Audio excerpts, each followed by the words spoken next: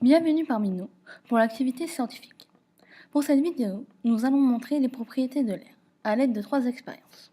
Pour la première expérience, nous allons démontrer que l'air est une matière réelle.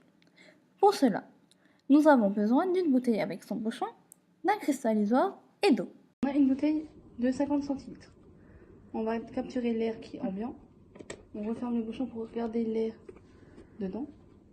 Nous allons plonger la bouteille dans le cristallisoire, puis ouvrir le bouchon. Donc on voit que la bouteille se vide d'air qui remonte à la surface, puis se remplit d'eau. L'air est une matière réelle. Pour la deuxième expérience, nous allons démontrer que l'air est compressible et dilatable. Pour cela, nous aurons seulement besoin d'une seringue sans aiguille. Pour démarrer l'expérience, nous constatons que le piston se trouve au bout de la seringue.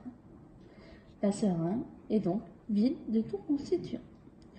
Pour démarrer l'expérience, nous allons remplir la seringue d'air jusqu'à 10.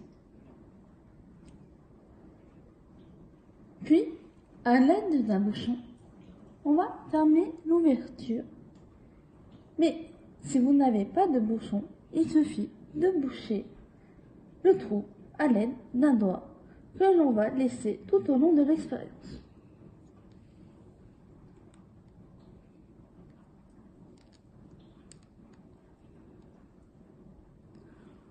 On constate que si l'on tire au maximum sur le bouchon, celui-ci va arriver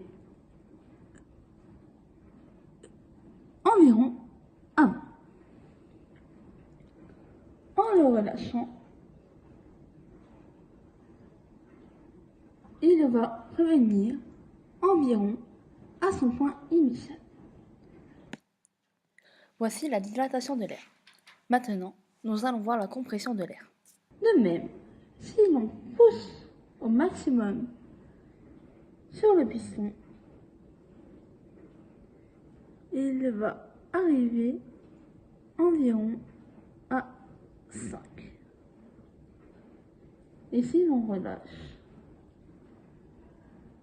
il revient à son état initial de 10. L'air est compressible et dilatable. Pour la troisième et dernière expérience, nous allons démontrer la capacité de l'air à faire déplacer de petits objets. Pour cela, nous aurons seulement besoin d'une paille fermée hermétiquement. Pour cette expérience, nous avons besoin d'une paille entourée d'un papier et hermétique. Pour la première étape, nous allons enlever le papier au bout de la paille, mais en gardant quand même l'autre bout fermé. Je vais juste tirer un peu pour pouvoir mettre ma bouche dessus. Alors avec ma bouche, je vais insuffler de l'air dans la paille. Et nous allons donc voir ce que cela va produire. Nous venons de remarquer que l'air a fait expulser le papier de la paille. Donc l'air a une capacité de faire bouger les objets. En somme, l'air est une matière réelle, invisible, compressible et dilatable, et capable de faire bouger les objets.